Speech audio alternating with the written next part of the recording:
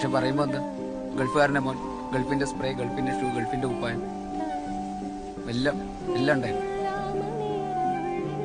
പക്ഷെ വാപ്പ മാത്രം എന്താണ്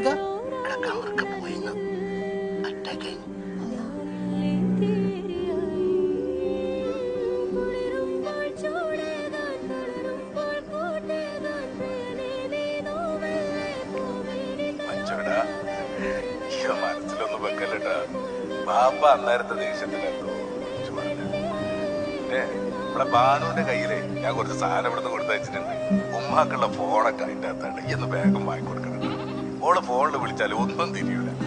ഇൻഷാ അല്ലാഹ് നമുക്ക് മറ്റന്നാ കാണാം.